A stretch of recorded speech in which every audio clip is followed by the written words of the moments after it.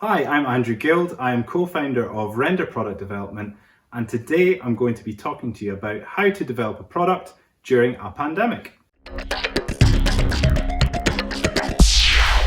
Developing a product at the best of times can be challenging, but during a pandemic it's even more difficult.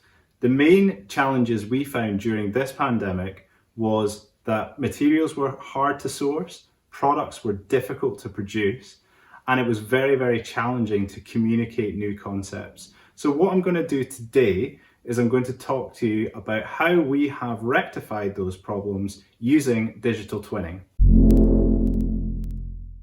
Our clients were really struggling to develop their new ideas. So typically, traditionally anyway, what they would do is they would have a concept and then they would start prototyping that as soon as possible to test and find out what their final design is going to look like.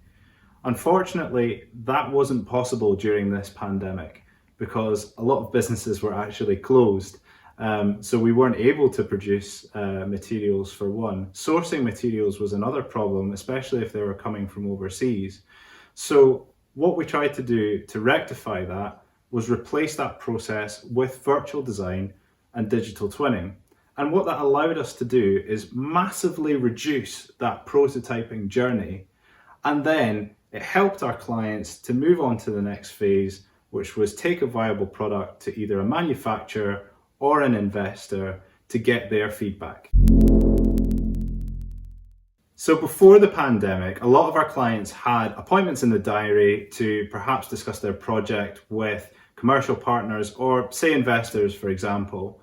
Unfortunately, when the pandemic arrived, it meant that a lot of face-to-face meetings just didn't happen. So they missed out on opportunities.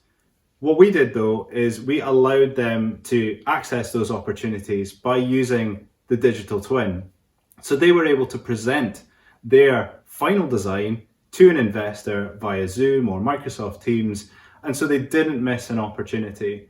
More importantly though, they were able to actually present that product in its final state. So that was actually much better than perhaps coming up to the meeting in the first place and taking along a rough prototype, which doesn't obviously present the product in its best light. This is something we had been doing before the pandemic and offering to our clients, but it wasn't until the pandemic happened that a lot of other clients were finding that it was solving a problem. So if you're interested in perhaps doing this for your product, maybe you should get in touch with us and find out how we can perhaps help or replicate that process for you.